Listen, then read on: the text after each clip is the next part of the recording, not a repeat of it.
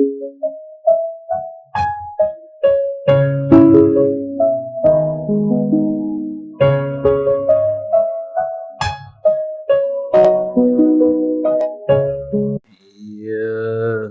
जगत सारा क्षणिक है और आत्मा एक नित्य है। आत्मा का अनुभव बस एकमात्र नित्य है। कहा न राज को कर नमन, करो महान यह काज। आप्त ज्ञान की प्राप्ति है, मंगलमय सुख सार। मंगलमय सुख सार।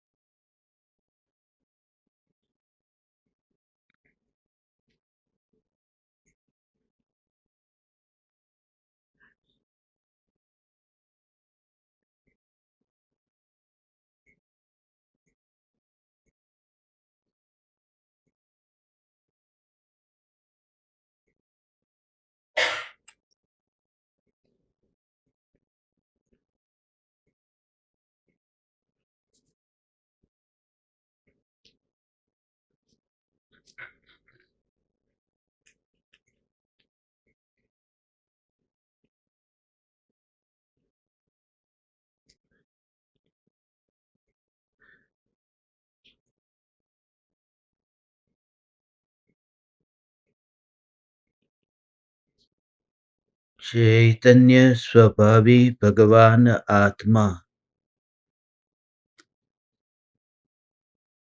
स्वयं ही चैतन्य समयसार है।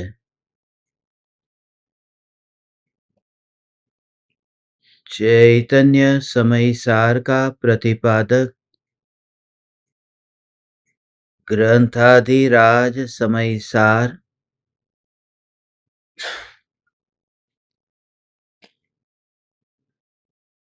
ज्ञान और ज्ञेय की स्वतंत्रता,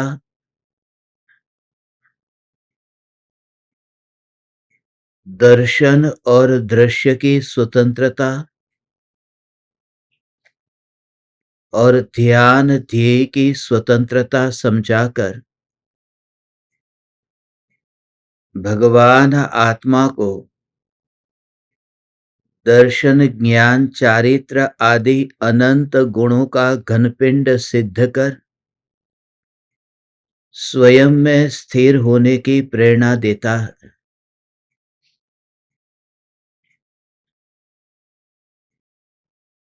पर पदार्थ में एकत्व होने के कारण अज्ञानी यह मानता है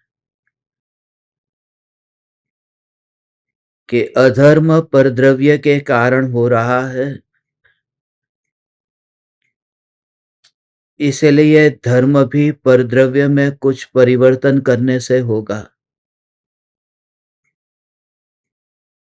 मगर बात बिल्कुल ही उल्टी है। पर पदार्थ में परिवर्तन करने का भाव स्वरूप से दूर ले जाता है।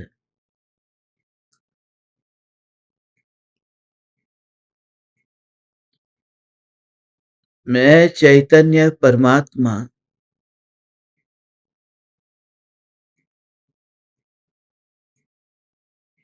ज्ञान में झलकते हुए उन ज्ञेयों में कहीं पर भी नहीं हूं।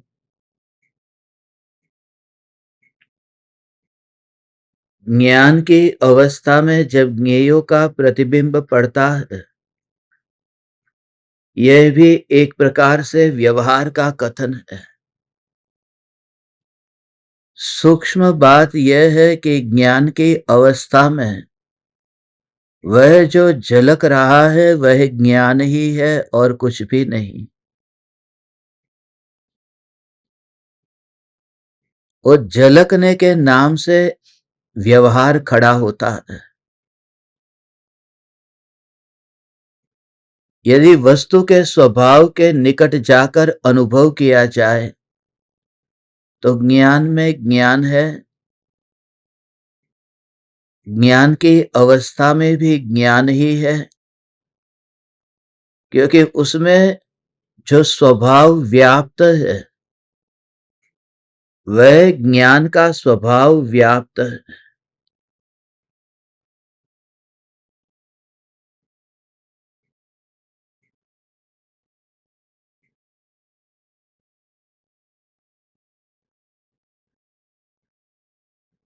जो पक्षी सरोवर में प्रतिबिंबित होता है तो सरोवर में प्रतिबिंबित होने के काल में वह जो प्रतिबिंब कहते हैं वह प्रतिबिंब पक्षी का है, मगर वह पानी है। जहां प्रतिबिंब पड़ा है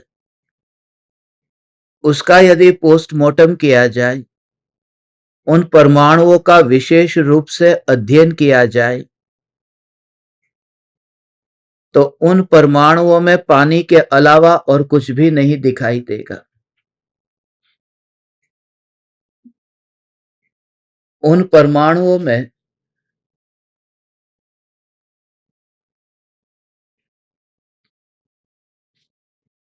पानी का परिणमन है।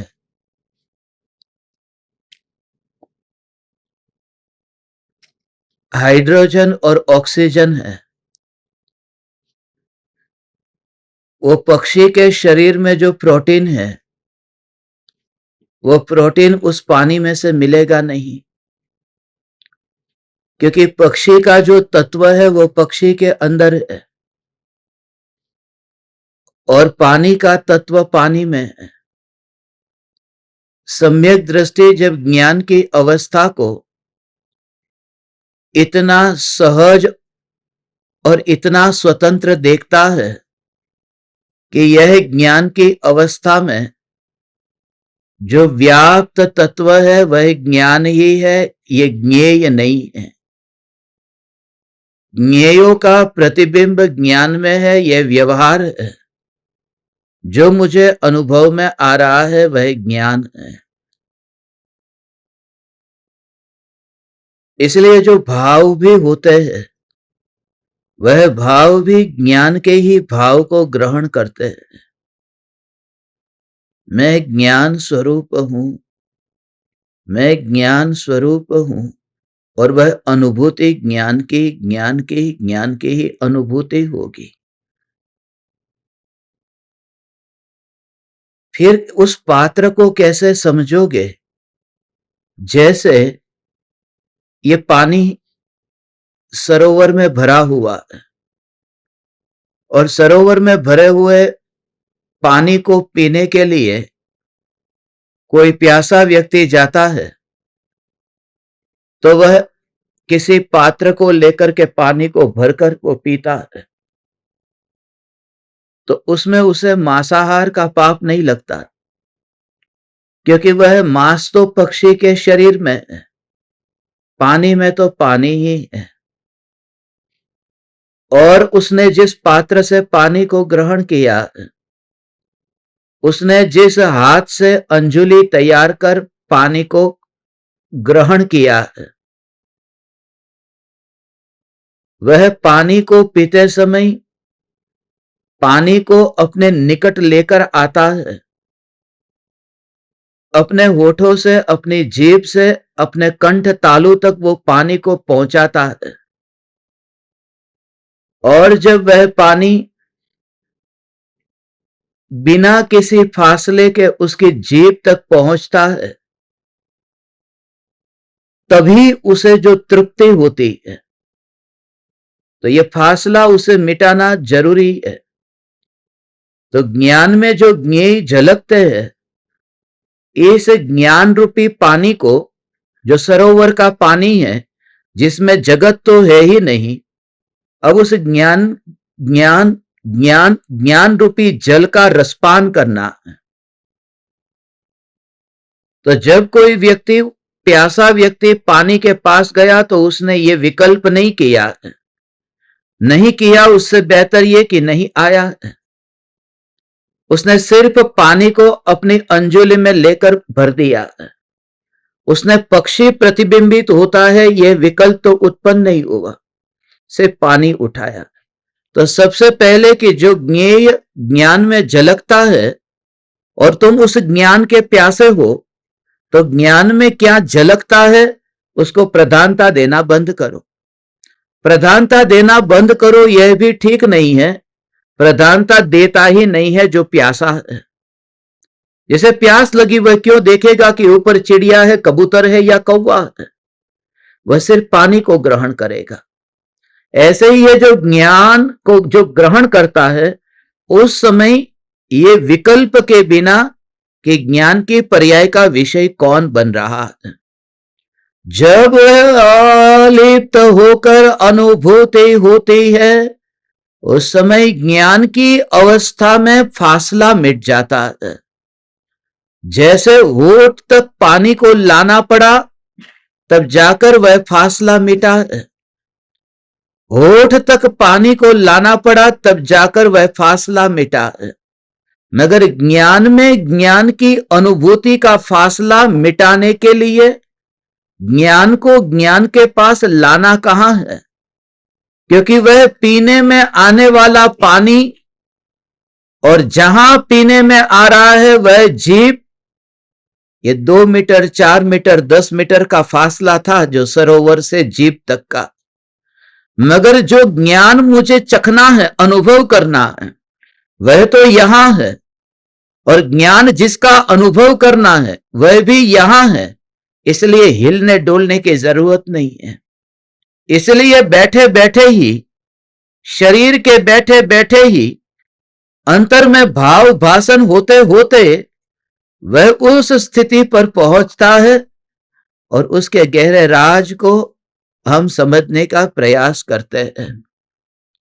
हे चैतन्य परमात्मा, ज्ञान ज्ञान ज्ञान ज्ञान ढलने से पहले, ज्ञान ज्ञान वह ढलने से पहले ही यहां पर परिणमित हुआ। ओ यह ज्ञान यहां पर ही परिणमित हुआ।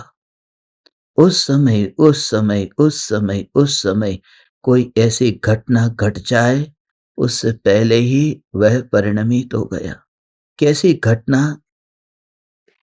समुद्र की तरंग उठी और वहां बोट जा रही है, जहाज जा रहा है, और लहर जो उठी और उठता हुआ वह पानी बोट के अंदर चला जाए, जहाज के अंदर चला जाए, उससे पहले ही कोई हवा का झोंका आए, कोई आंधी तूफान आए और वह उछलता हुआ पानी नाव में चला जाए, उससे पहले ही उछलता हुआ पानी फिर समुद्र में समा गया और अमर हो गया। अब वह पानी, वह नाव खींच नहीं सकती। तो जब तुम ध्यान के काल में जब तुम बैठते हो, उस समय तुम्हारा ज्ञान ये तरंग रूप में उछलता है। जानना, और जहाज तैयार है। जहाज अर्थात देह तैयार है, इंद्रिया तैयार है। वह ज्ञान इंद्रियों का अवलंबन ले और जगत को जानने जाए, उससे पहले ही इस ज्ञान ने यही मैं हूं और यही मैं हूं, यही मैं हूं, यही मैं हूं, यही। अब हम अमर भये ना मरेंगे, अब हम अमर भये ना मरेंगे। अब हम अमर भये ना मरेंगे। हम मरने से पहले ही मिट गए। हम हारने से पहले ही हार गए। हम इस देह से विदा होने से पहले ही देह से चले गए। हमने अपने हाथों से ही अपने श्राद्ध की विधि, उसका विधान, उसकी औपचारिकता वह कर ली है। हमने अपने हाथों से ही इसका विधान कर लिया है। और वो विधान क्या है? वो विधान तुम्हें कैसे करना है? हे चैतन्य परमात्मा, इसको देखो। ये जो गाथा है, ये गाथा काश तुम्हें उस लोक की यात्रा कराए जिस लोक में ज्ञानी का जगत है, उसके अलावा कुछ नहीं है। Just feel it. ये तरंग उठी और तरंग समा गई। अब ये जहाज है, ये जहाज मेरा कुछ भी नहीं ले रहा है।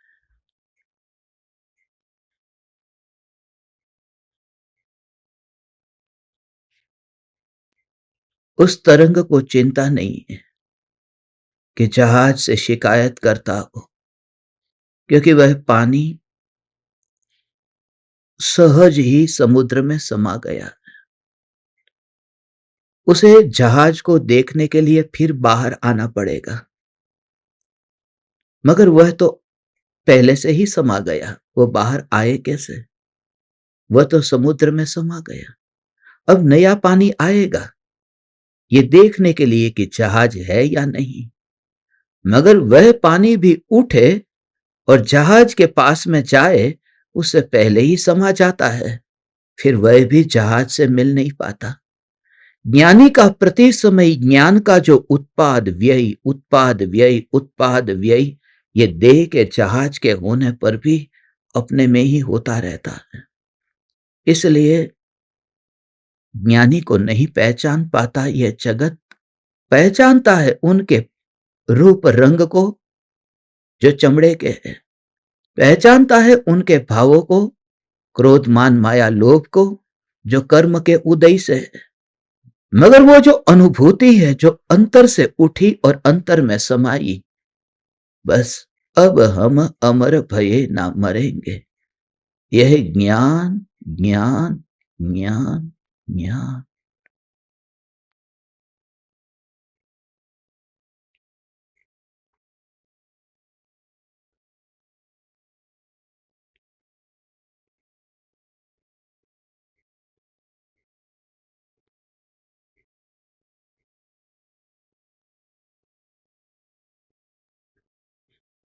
हम कोई थोड़ी तुम्हारे गुलाम है, तुम्हारे नौकर थोड़ी है। हम तुम्हारे गुलाम नहीं है, हम तुम्हारे नौकर नहीं है। तुम बुलाओ और हम आ जाए।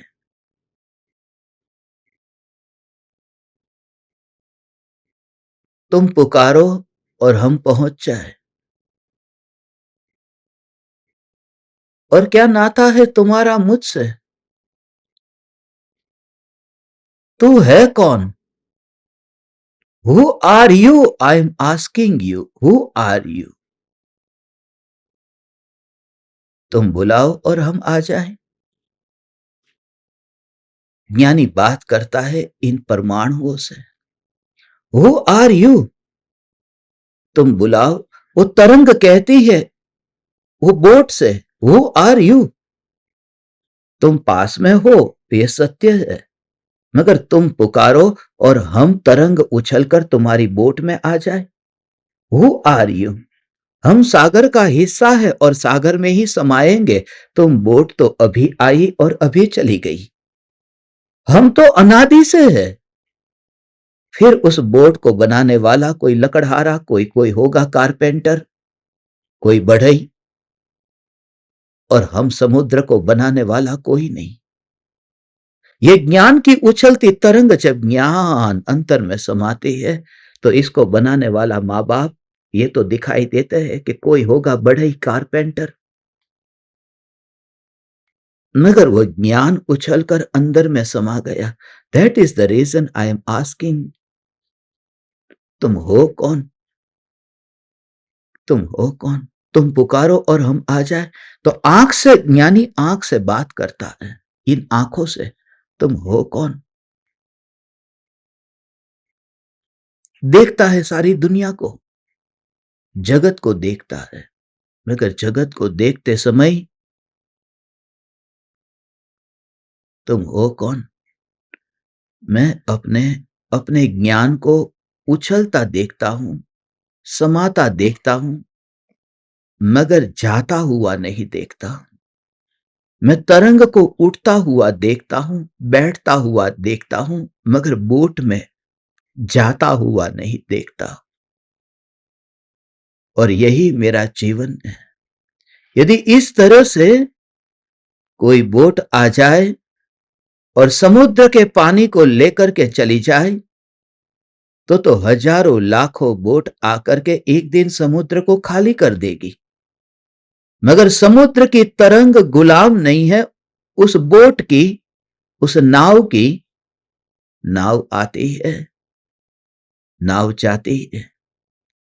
हे चैतन्य परमात्मा,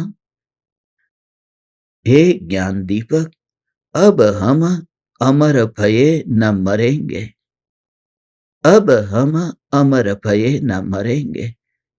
बोट में जाए तो मरेंगे, मगर समुद्र में समाये तो बूंद समानी समुद्र में, गागर समानी सागर में, और बिंदु समाना सिंधु में,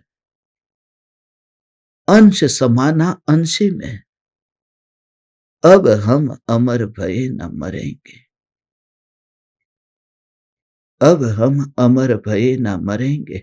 इस तरह से ज्ञानी अपने ज्ञान की पर्याय को उत्पन्न होता तो देखता है, व्यय होता भी देखता है, मगर अपने को मरा हुआ नहीं देखता है। मरा हुआ तो मैं तब मानूं जब मैं अपने को परमाणु में जाता हुआ देखूं। इतना नजदीक आकर के भी यह पानी बोट में नहीं गया है। तो सामने जब टीवी को देखता है, सामने जब परमात्मा के दर्शन करता है, तब ज्ञानी खुली आंख होने पर भी भीतर में उस ज्ञान के परिणमन को ज्ञान में ही ढलता हुआ देखता है, और आंखों के परमाणुओं में ज्ञान के परिणमन को जाता हुआ नहीं देखता। कितनी गजब की यह बात है। ज्ञान के परिणमन को जगत में जाता हुआ नहीं देखता। जगत में जाता हुआ ये जगत है। मैंने कहा ना, अज्ञानी का जगत ये देह है, वही अज्ञानी का जगत है। क्या चल रहा है बताओ?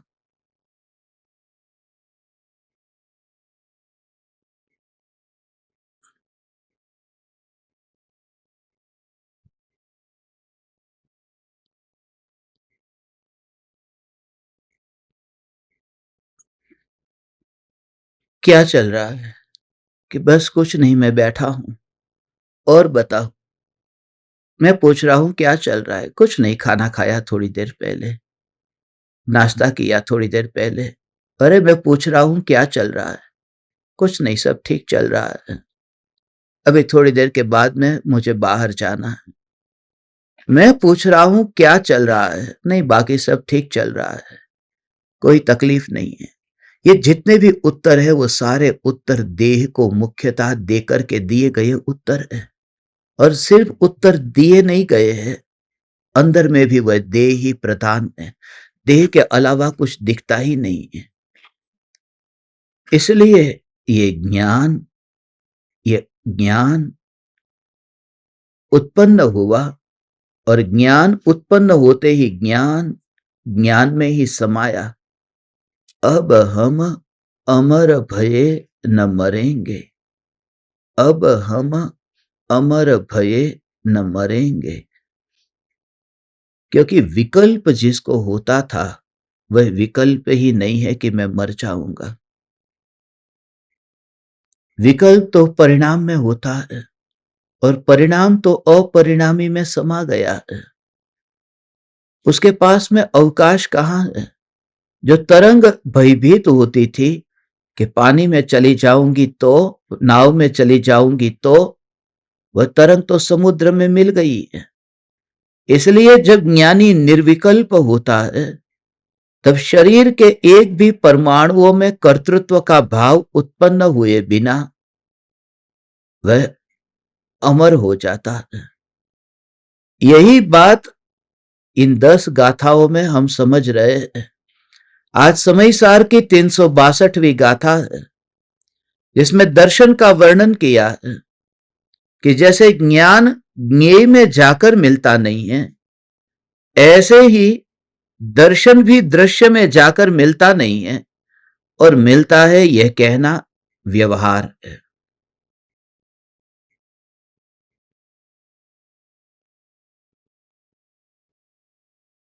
तुम्हारी आंखें कहां टिकी हुई है? कहते हैं तुम्हारी आंखें कहां है? कि मेरी आंखें पहाड़ पर टिकी हुई है।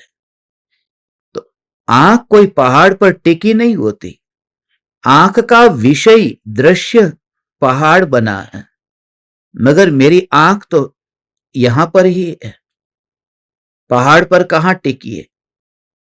कहां चले गए कि अरे मैं अपने बेटे के पास चला गया था। बेटा कहां रहता है? कि बेटा अमेरिका रहता है। और तू बेटे के पास बैठे बैठे चला गया? कि हाँ, भाव से चला गया। ये जो बात है कि ज्ञान और दर्शन ये पर को जानते समय वो पर में जाते नहीं है, ये जाते हैं ऐसा कहना ये व्यवहार है।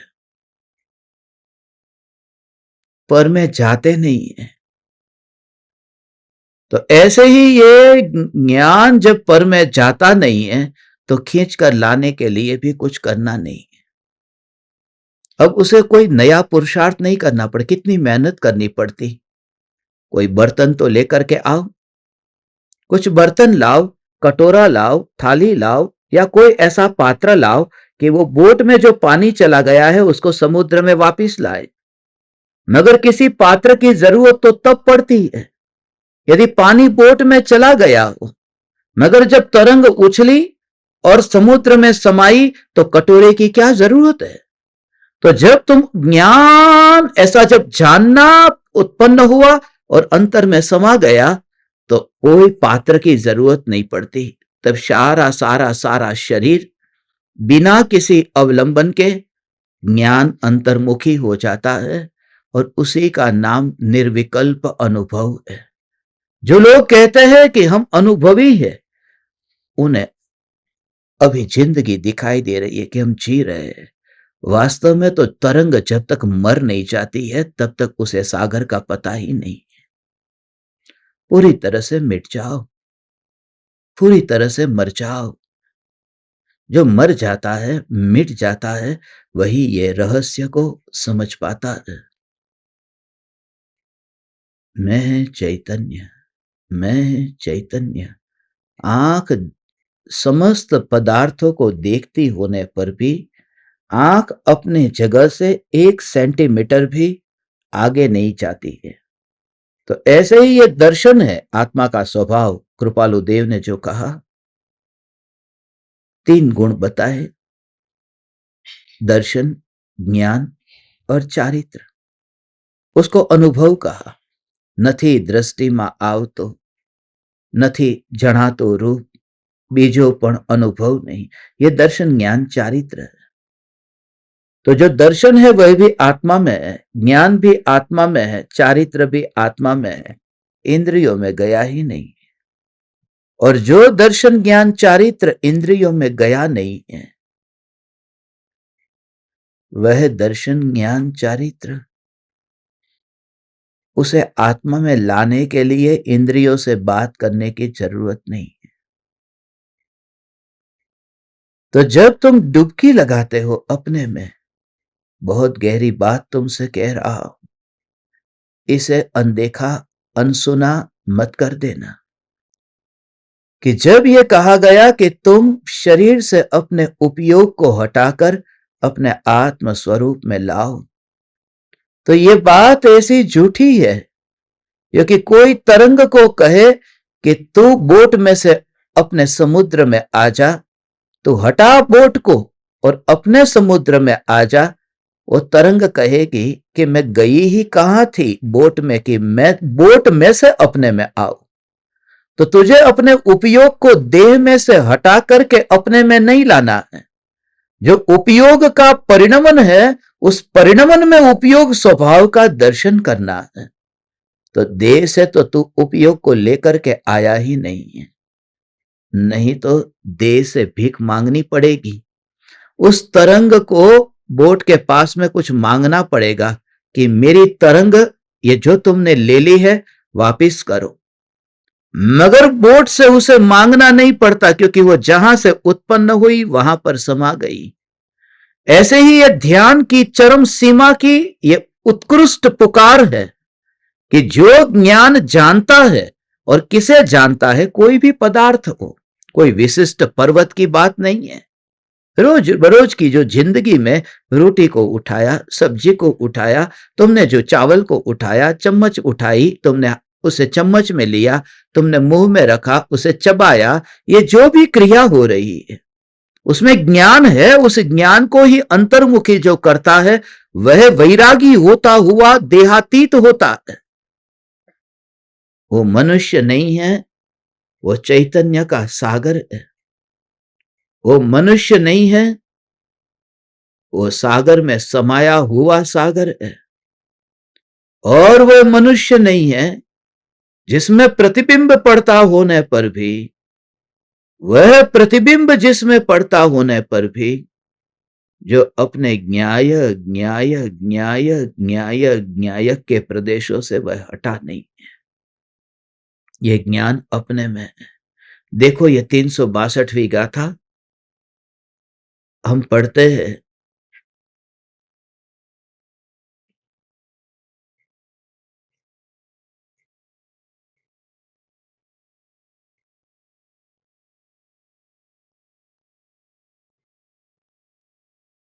जिस प्रकार ये 161वीं 361वीं गाथा में कल बात की थी, उसके बाद में आज ये दोनों बात एक साथ में पढ़ेंगे।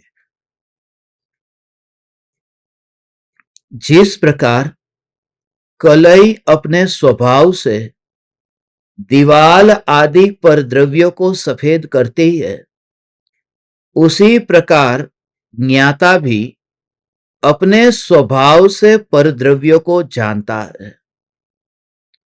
जिस प्रकार कलई अपने स्वभाव से दीवाल आदि परद्रव्यों को सफेद करती है, उसी प्रकार जीव अपने स्वभाव से परद्रव्यों को देखता है। बस ये 5 पंक्ति में जो अंतर बताना है वो 2 है। एक 2 शब्दों का है। ऊपर जो लिखा है ज्ञाता और जानता है, नीचे जीव और देखता है। माने वो जीव माने दर्शक। तो वहां पर वो ज्ञाता जैसे जानता है और दर्शक देखता है। पहले ज्ञान की बात है और उसके बाद में ज्ञान के बाद में फिर यह दर्शन की बात है कि भगवान आत्मा का स्वभाव है जानना देखना, जानना देखना।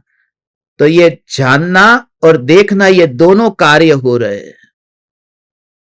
जानना देखना ये दोनों कार्य हो रहे, मगर ये दोनों कार्य होने पर भी ये दोनों ही आत्मा को छोड़ करके कहीं बाहर नहीं जाते हैं। उसके पास में ऐसा कांटेक्ट होता है और फिर भी नहीं जाते हैं। उसका राज क्या है?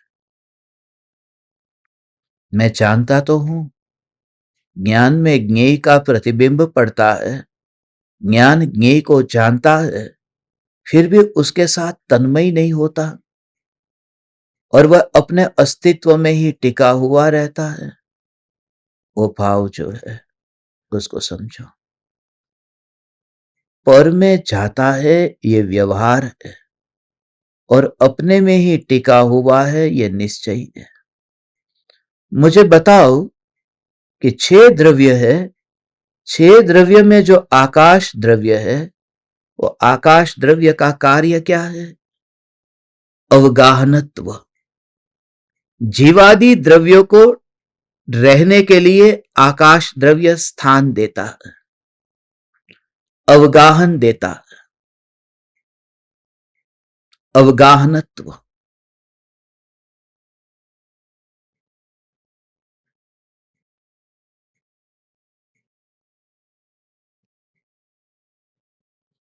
अब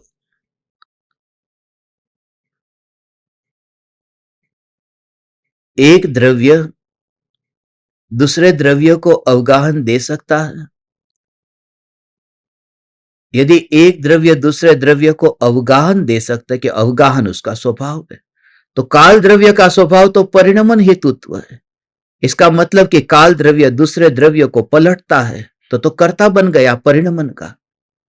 ये व्यवहार है कि एक द्रव्य दूसरे द्रव्य का कुछ करता है, अवगाहन देता है, परिणमन करता है, ये व्यवहार है। जो वस्तु जहां पर है, वो वस्तु वहां पर ही उसके आधार से टिकी हुई है। सिद्ध भगवान जो सिद्ध शिला पर है, वो सिद्ध शिला पर वो जो आकाश है ना, लोकाकाश, आकाश का जो अग्रभाग है, ये अग्रभाग, उस पर सिद्ध भगवान विराजमान है। तो सिद्ध भगवान आकाश में रहते हैं, लोकाकाश में, कि हाँ, वो मध्य लोक में नहीं रहते, वे ऊर्ध्व लोक में नहीं रहते, वे तो लोक के अग्रभाग पर रहते हैं। अब दूसरा सवाल कि सिद्ध भगवान लोक के अग्रभाग पर रहते हैं, कि सिद्ध भगवान अपने स्वभाव में, अपनी सत्ता में रहते हैं। तो जो लोक के अग्रभाग पर रहते हैं, वो व्यवहार है। और वो कौन गए? सिद्ध भगवान अपनी शक्ति से वहां गए, लोकाग्र शिखर पर, किसी से उधार मांग करके नहीं, अपनी शक्ति से ही लोक के अग्रभाग पर गए। फिर भी वो लोक के अग्रभाग पर नहीं, अपने में है। ऐसे ही आत्मा अपनी शक्ति से जगत को जानता है, मगर वो जगत में नहीं है, वो अपने अस्तित्व में है, अपने अस्तित्व को छोड़ता नहीं है। ऐसा ये भगवान आत्मा का स्वरूप है। मैं चैतन्य परमात्मा। कलई दीवार के ऊपर, कलई जो है, वो कलई दीवार के ऊपर कैसे लगी, चूना कैसे लगा, रंग कैसे लगा, उसका स्वभाव है, चिपकने का उसका स्वभाव है। वहां कलई का स्वभाव है। यदि वहां पर कागज रख देते तो ऐसे नहीं चिपकता, जैसे चूना चिपक जाता है। तो वो अपने स्वभाव से दीवार पर जाता है और दीवार से चिपकता है, मगर फिर भी वो जो सफेदी है, उस सफेदी को तो सफेद ही रखता है, वो दीवार जैसा नहीं हो जाता है चूना। ऐसे ही यह ज्ञान जगत को अपनी शक्ति से जानता है, मगर जगत नहीं हो जाता है, वह ज्ञान ज्ञान ही रहता है। ऐसा ज्ञान की स्वतंत्रता का सूक्ष्म स्वभाव है, यह गहरा भाव है। ये बात आचार्य कुंदकुंद देव कहते हैं। किसी भी पर द्रव्य ने, किसी भी पर ज्ञेय ने ज्ञान को अपने पास बुलाया ही नहीं है। पर द्रव्य में, पर भाव में, और ज्ञान ज्ञान में है, और न्यायक न्यायक में है। वो अपने अस्तित्व से ही वो टिका हुआ, मैं भगवान आत्मा। अब सिद्ध भगवान को आकाश के अधीन कहोगे, कि सिद्ध भगवान आकाश में रहते हैं, लोकाकाश में, ऊर्ध्व लोक में रहते हैं, तो आकाश द्रव्य तो अलग द्रव्य है, वो पांचवा द्रव्य है, और जीव द्रव्य पहला द्रव्य है। एक द्रव्य दूसरे द्रव्य में जाएगा कैसे? इसलिए सिद्ध भगवान आकाश में रहते हुए, वो आकाश में नहीं अपने में है। तो आकाश में रहते ही ये बात किसने बताई? जिनेंद्र भगवान ने। फिर ये क्यों बताई जब दूसरे में रहता नहीं? इसी का नाम व्यवहार। एक द्रव्य दूसरे द्रव्य में रहता। ऐसे ही मैं जगत को जानता हूं, ये व्यवहार है। सत्य यही है कि मैं अपने में रहता हुआ अपने को ही जानता हूं। इसलिए आत्मा निश्चय से स्व को जानता है और व्यवहार से पर को जानता है। इसलिए केवली भगवान निश्चय से तो स्वयं को और व्यवहार से लोकालोक को जानते हैं। ऐसा ये निश्चय और व्यवहार का स्वरूप है। निश्चय व्यवहार का ये सूक्ष्म सूक्ष्म सूक्ष्म स्वरूप।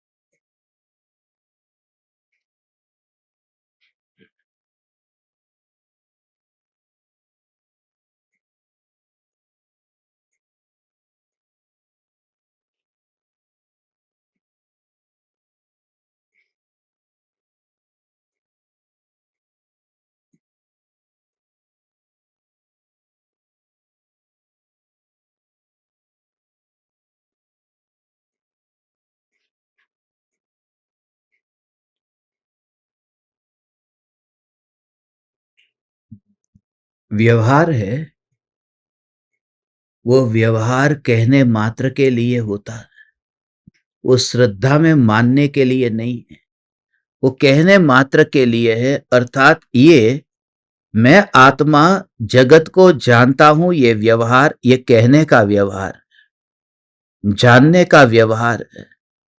कोई जीव यदि उसे दृष्टि में ऐसा ही मान ले तो मिथ्यात्व का भाव आएगा कि मैं इसे जानता हूं, मैं उसे जानता हूं। ज्ञान ज्ञान ज्ञान ज्ञान ज्ञान ज्ञान ज्ञान ज्ञान ज्ञान ज्ञान ज्ञान ज्ञान ज्ञान ज्ञान ज्ञान ज्ञान। ओ ओ ओ ओ। तो वह वहीं पर ही रहता हुआ, अपनी ही सत्ता में टिका हुआ, यह न्यायक देव सदा जैसा है ऐसा ही रहता है। हे त्रिलोकीनाथ चैतन्य परमात्मा, ये कितना गहरा गजब का भाव है भगवान। एक समय की ज्ञान की पर्याय में भगवान आत्मा जानने में आया, तो वो परिणमन तो एक समय के ज्ञान की पर्याय का हुआ। परिणमन एक समय के ज्ञान की पर्याय का हुआ। वो त्रिकाली ध्रुव का तो परिणमन हुआ नहीं, क्योंकि जानने का कार्य तो पर्याय में हुआ न। ये जानने का कार्य पर्याय में हुआ। सूक्ष्म बातें हो ये। जब मैं तुम्हें सूक्ष्म बात कहूं न, तो उस समय उसे कम मत नापना, क्योंकि वह बातें तुम्हें दुनिया में दूसरी जगह सुनने को नहीं मिलेगी आज इस पंचम काल में। और किसी के भी प्रवचन में वह बातें आए तो तुम मेरे पास में लेके आना, गुरुदेव के अलावा। और वह बात कहां लिखी है उसका प्रमाण भी चाहिए तो मेरे पास आना। ये बात जो तुमसे कह रहा हूं, ये निकट काल में ये सिद्ध शिला पर बैठने वाला ये परमात्मा तुम्हारे घर पर आ गया है। अभी थोड़े ही समय का ये मेहमान बनकर आया हुआ है। तो मैं जो कहता हूं उसे ध्यान से सुनना कि एक समय का जो ये ज्ञान का परिणमन, जिस ज्ञान के परिणमन में भगवान आत्मा का झलकना होता है, तो वो एक समय की पर्याय, जिसने पहले ज्ञान की पर्याय टेबल को कुर्सी को जानती थी, अब भगवान आत्मा को जाना, तो उस ज्ञान का परिणमन जो हुआ वो एक समय का परिणमन है। वो एक समय का परिणमन, वो एक समय के अस्तित्व से खिसकता नहीं है। एक समय का ज्ञान का परिणमन वो एक समय से खिसकता नहीं है। और किसके पास नहीं जाता? ध्रुव त्रिकाल न्यायक के पास नहीं जाता। तो ज्ञान में जान तो लिया, मैं चैतन्य तत्व तो वो जो जानना हुआ न, जानना हुआ मैं चैतन्य, तो उसमें तो क्या था? उसमें परिणमन किसका था? ज्ञान के जानने में ज्ञान का एक समय का ही तो परिणमन था, क्योंकि त्रिकाली तो उसमें आया नहीं है। वो ज्ञान की पर्याय है, वो परिणमित हुई न भगवान आत्मा को जानने रूप में। वो ज्ञान की पर्याय परिणमित हुई। तो ज्ञान की पर्याय कहां बैठी? किसका अवलंबन लिया? उस ज्ञान की पर्याय ने त्रिकाली ध्रुव ज्ञायक देव का अवलंबन लिया। पहले किसका अवलंबन लेती थी? कि जगत का अवलंबन लेती थी। अब ज्ञान की पर्याय ने भगवान आत्मा का अवलंबन लिया। मगर यहां प्रकृति में तो ऐसी व्यवस्था ही नहीं है। ये प्रकृति की व्यवस्था ही ऐसी है कि यहां एक द्रव्य, एक गुण, एक पर्याय, यहां कोई भी किसी दूसरे का अवलंबन ले ही नहीं सकते।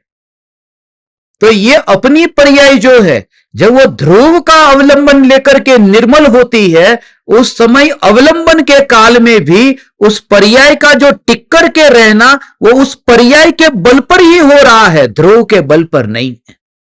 ध्रुव का अवलंबन लेने वाली पर्याय भी अपने ही अस्तित्व से टिकी हुई है, ध्रुव के कारण नहीं। तो अनुभव वाली पर्याय को भी मेरी जरूरत नहीं है, तो मुझे फिर उस पर्याय की जरूरत क्या है? ऐसा मानता हुआ ज्ञानी अनुभूति से उदासीन होता है। उनको यह कहने में खुशी नहीं होती कि मैं अनुभवी पुरुष हूं। ओ, क्योंकि वह अनुभवी की बात तो वो पर्याय की बात है, और मैं पर्याय का बायोडेटा लेकर के कहां घूम रहा हूं भगवान। ओ ओ ओ ओ ओ, ओ। ये पूरा अनुभव अनुभव अनुभव अनुभव अनुभव अनुभव अनुभव अनुभव अनुभव ऐसा है। अनुभव हुआ ऐसा। उसके ऊपर क्या है? उसके ऊपर हो, उसके ऊपर क्या है? अंदर की तो बात ही नहीं है। ऊपर क्या है? ऊपर हो, कोहिनूर हीरा है लंदन में, उस कोहिनूर हीरे के अंदर पूरा अंदर से भरा हुआ हीरा है। बहुत महंगा हीरा है कोहिनूर हीरा, बहुत महंगा है। अली हफीज के खेत में से मिला, 3 गुना ज्यादा वजन था उसका, 3 गुना ज्यादा वजन था उसका, फिर 3 गुना कम हो गया, उसके 3 भाग में हो गया। अभी वो जो कोहिनूर हीरा है, देखने के लिए गए और कोहिनूर हीरे को देखा। ये जो तुमसे कह रहा हूं ध्यान से सुन। इस कोहिनूर हीरे को देखा तो कोहिनूर हीरे के ऊपर के भाग को ही देख करके आए ने, अंदर को तो देखने गए नहीं थे आंख। ऊपर से देखा कि अरे वाह चमकता हुआ हीरा है, चलो आगे बढ़ो कतार में। कतार लंबी लगती है उसको, तो वो चलो देख लिया कोहिनूर हीरा।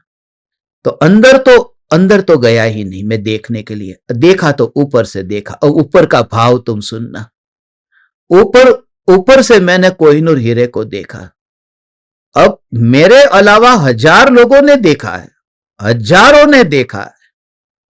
तो उस कोहिनूर हीरे के ऊपर जो चमक है, उस चमक पर हजारों लोगों ने जिन्होंने देखा है, उनकी आंखों की निशानियां, ऐसा उनकी आंखों की निशानी उस हीरे की चमक के ऊपर कहां पर है? जिन्होंने यह देखा उनकी आंखों की कोई निशानी उस हीरे पर नहीं है। ऐसे ये अनंत पर्याय भगवान आत्मा को देखती है और सच्चाई में सच्चे में देखती है, मगर जिस पर उसकी निशानी नहीं पड़ती है, मुझे देखने वाली पर्याय की निशानी मुझ में नहीं पड़ती है। ऐसा मैं अलिप्त त्रिकाल न्यायक सत्ता स्वरूप भगवान आत्मा हूं। ओ राग का विकल्प वह तो मुझे देखता ही नहीं है। राग का विकल्प तो मुझे जानता ही नहीं है, उसे तो पता ही नहीं है कि राग क्या है।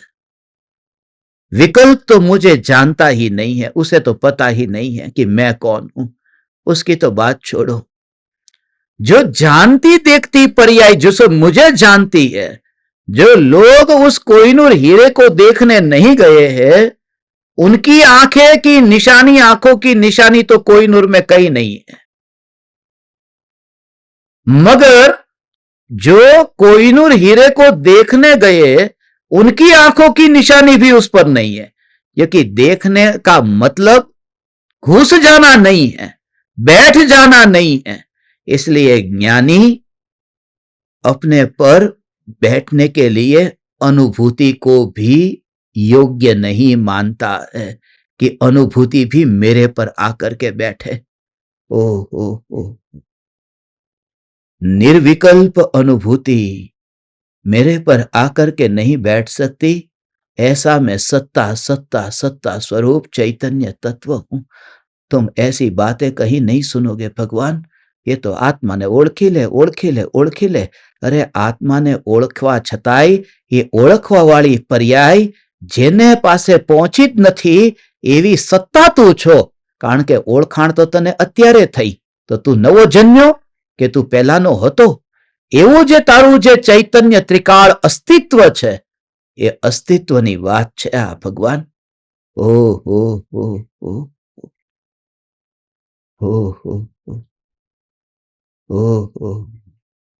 આવું આવું અદ્ભુત, કેટલું અદ્ભુત સ્વરૂપ છે, કેટલું અદ્ભુત સ્વરૂપ છે। હે ત્રિકાળી ધ્રુવ ચૈતન્ય પરમાત્મા, पर्याय द्रव्यनी अंदर आ बात ने लोगों ने क्या गतागम पड़े, कहां समझ में आए। जो सारी जिंदगी संसार संसार संसार के भोगों में ही रचे पचे, और कभी धर्म करने गए तो हाथ में चावल पूजा की पोटली लेकर के वहां पर 9 अंग पूजा करके आ गए, और धर्म धर्म धर्म धर्म धर्म। आवा जीवों ने आवी अनुभूतिनी पर्यायथी अस्पर्शाયેલો એવો જે જ્ઞાયક દેવ ક્યાં પચવાનો। એટલા માટે આ તો છે ને, આ સિંહણનું દૂધ બધાને ન પચે। આ વાત એવી એવી ઊંચી વાત છે ભગવાન। આ તો આને સાંભળવા માટે તે એ જીવને અંતરમાં એવો મહા પુણ્યના ઉદયની સાથે એની ભવિતવ્યતા એવી હોય। હો એનું આખું એવું અંદરમાં પાત્ર તૈયાર થયું હોય। બજારમાં તમે આવી રીતે વસ્તુ લેવા માટે જાઓ, શાકભાજી લેવા ગયા, ટમેટા લેવા ગયા, તો ત્યાં પ્લાસ્ટિકની કોથળી ત્યાં પડી છે। પ્લાસ્ટિકની કોથળીમાં તમારે તેમાં ભરી દેવાનું, બસ પેપર પ્લાસ્ટિકની બેગ છે એની અંદર ભરી દો ટમેટા ને બધું, મોલમાંથી લઈને આવી ગયા। પણ તમે જ્યારે શોરૂમમાં જાઓ ને એમાંથી તમે હીરા લઈને આવો તો એવી કોથળીમાં નહીં આપે। એના માટેનું બોક્સ એ કેટલા રૂપિયાનું, હજારો રૂપિયાનું તો બોક્સ હશે, કારણ કે કઈ વસ્તુ અંદર ભરેલી છે। આવ્યું જે ધ્રુવ જ્ઞાયક દેવ અનુભૂતિથી અસ્પર્શાયેલો, અનુભૂતિથી અસ્પર્શાયેલો એવો ભગવાન આત્મા, એને સમજવા ને સાંભળવા માટે તમારું પાત્ર એટલું એવું હોય તો એ જીવને આ વાત સમજાય। हो अब हम अमर भये न मरेंगे। हे ज्ञान दीपक, हे चैतन्य परमात्मा, तुम अब समय मत गवाना। अब किनारा आ गया है। ये देखो नवंबर तो आ गया है, ये नवंबर आ गया है। ओहो, अब तो दिसंबर में पूरा हो जाएगा समय सा। ये बिल्कुल चरम सीमा की बात है। अनुभूति जिसके पास जाती नहीं है। ओहो पता नहीं।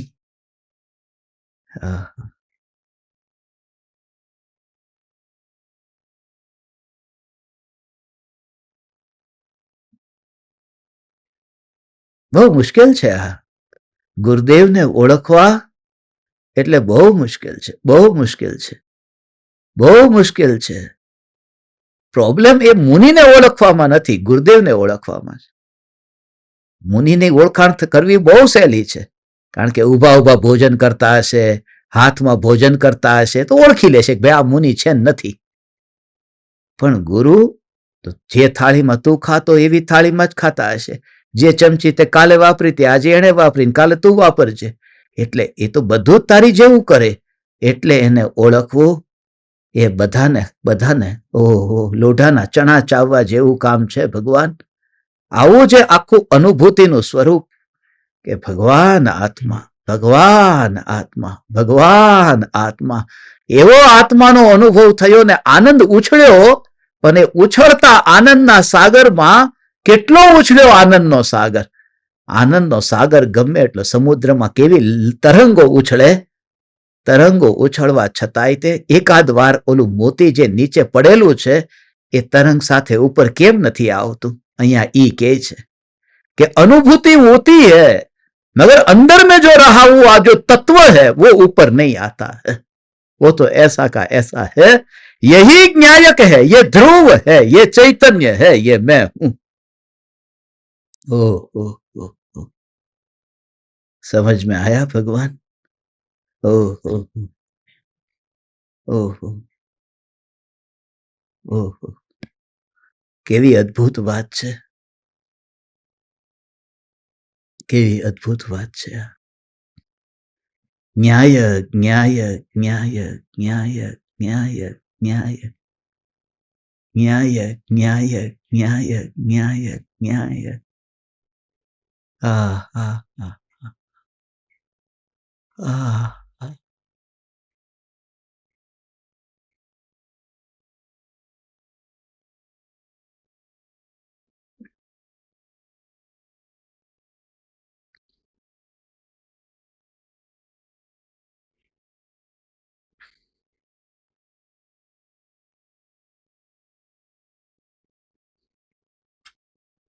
चेहरा नहीं दिखाई दे रहा ना मेरा. यहाँ की मौसम ही ऐसी है, कभी धूप इतनी आती है, कभी छाव. देखो अभी छाव, ये मौसम यहाँ का ऐसा ही है. बाद में लोकेशन चेंज कर देंगे.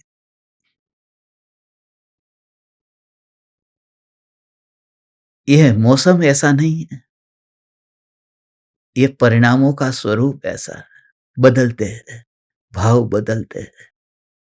बाहर के मौसम को देख करके परिणामों का मौसम, और उस मौसम में नहीं बहने वाला मैं चैतन्य चैतन्य चैतन्य. हे ज्ञान दीपक, हे ધર્મ શિષ્ય, આવી જે અંતરની અનુભૂતિની વાત. ઓહો, અનુભૂતિ અનંત કાળ સુધી મારી પાસે નહીં આવે. અનુભૂતિને મારી પાસે આવવા માટે થઈને એને એટલા એટલા એટલા પગ ક્યાં છે કે અનુભૂતિ મારી પાસે આવે. એની દોડ કેટલે સુધી, અનુભૂતિની દોડ કેટલે સુધી, अनुभूति की दौड़ कितने तक की.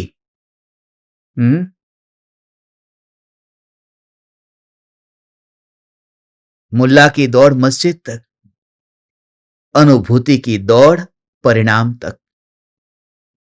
बस परिणाम तक उसकी दौड़ है. और मैं हूं अपरिणामी, इसलिए अनुभूति मेरे पास नहीं आती है. समझाणु काई आवी बात छे भगवान. ओ हो.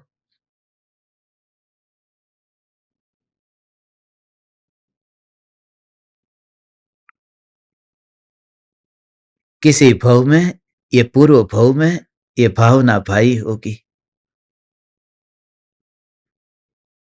जो थी दिल की आरजू वो पूरी हो गई मेरी. आरजू पूरी हो गई मेरी. आवी अद्भुत ऐसी बातें भगवान. हे तीन लोक के नाथ परमात्मा, तुमको देख करके ऐसा ही भाव आता है. इतना भाव से भीग करके तुम जब सुनने के लिए तैयार हुए हो. ओहो, ये तो मैं मुंबई जा रहा था. मुंबई का दुर्भाग्य है कि अब मुझे मुंबई नहीं जाना. नहीं तो यह तुम्हारा ऐसा हो. अब तो स्मशान में जाने का समय आ गया है. हो. अब आंखों का चश्मा नहीं, अब घड़े में राख कौन सा घड़ा खरीदना है उसकी तैयारी करना है. हे चैतन्य परमात्मा, ये जो बात एक समय भी तू गवाए बिना, एक समय का दुरुपयोग किए बिना, एक सत्संग भी छोड़े बिना, तो just feel the connection. You just feel the connection. You just feel the connection. अब हम अमर भये न मरेंगे, अब हम अमर भये न मरेंगे, अब हम अमर भये न मरे। चैतन्य समयसार, चैतन्य समयसार, चैतन्य समयसार। अभी 15 मिनट में ही फिर से सेशन शुरू होगा समाधि प्रज्ञ साधकों का।